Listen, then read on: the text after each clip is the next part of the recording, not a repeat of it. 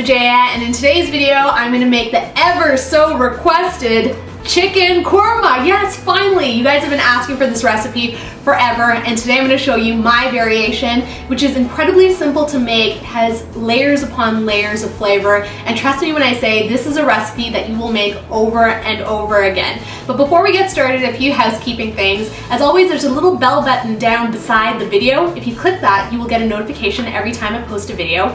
Also, the recipe is located in the info box down below, so if you expand that, the recipe is there. All of my social media channels are there as well. Go follow, that's all I'm trying to say. But yeah, that's about it. Let's get started. I'm gonna start by heating off a little bit of ghee in this pot. You wanna get it nice and melty and hot.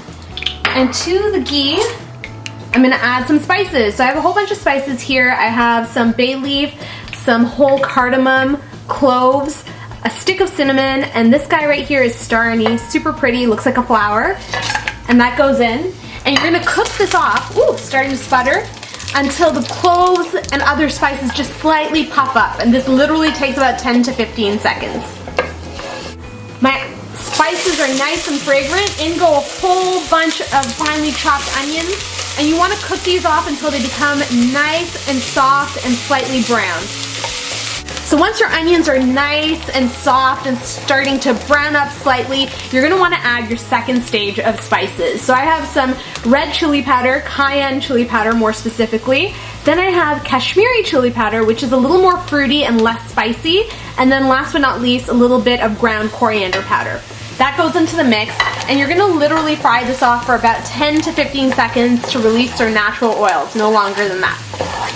Now in with some fresh grated ginger and garlic, hallmarks of flavor in Indian cuisine. And immediately my entire kitchen smells like ginger and garlic. The smell is fantastic. And again, these only take, about 30 seconds or so to warm through.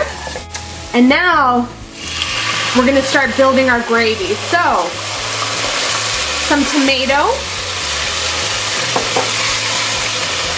And we're gonna cook this tomato out for, until the ghee starts to separate from the tomato, because you want the raw flavor of the tomato to cook out. So this will take about 10 minutes or so.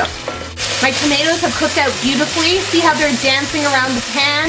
The oil has begun to separate along the edges. That's perfect. And now I'm gonna add my chicken. So I have a whole chicken that I chopped up into little pieces. That goes in the mix. And I'm gonna season very generously with some salt, okay?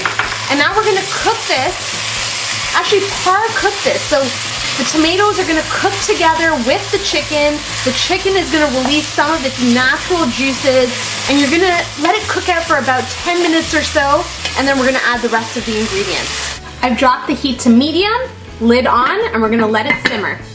All right, let's check to see how things are going. All right, yeah, so our chicken's starting to cook through, which is really nice. And now you wanna get a bit of a braise on it. So the way we're gonna do that is by adding a touch of water. All right, that looks good. And again, we're gonna put the lid on. Ooh, I'm making moves. Lid on, and then let it simmer for another about 15 minutes or so. Lid off one more time. Oh, check that out, that beautiful orange tinged gravy.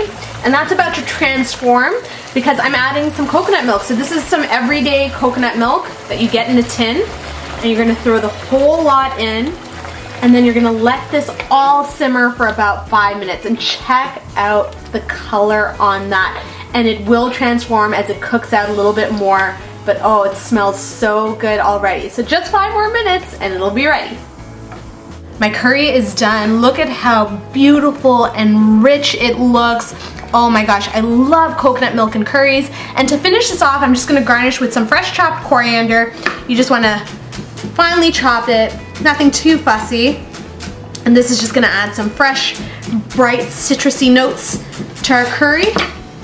And just make it rain all over the top. Super duper pretty. And you know what, at this point, I've gotta give it a taste. So let's go in and get a little bit of that gravy. Okay, I'm gonna save the chicken for later. I promise you I'll eat it, but for now, it's the gravy because that's where all the flavor is at. All right, let's give it a go. It's so good. It's creamy from the coconut. That combination of all those spices, the fiery cayenne paired with the fruity Kashmiri chili. It's just sensational. It's luxurious, it's silky, it's creamy. It's everything that you would dream a korma would be and more. This is one that you guys definitely have to try. I hope you enjoyed this video. If you did, feel free to give me a big ol' thumbs up. You know how that makes me feel. If you're new to the channel, please subscribe for more videos. And as always, if you have a comment or suggestion or request or whatever for me, please leave it down below. Until my next video, I'll see you later. Bye.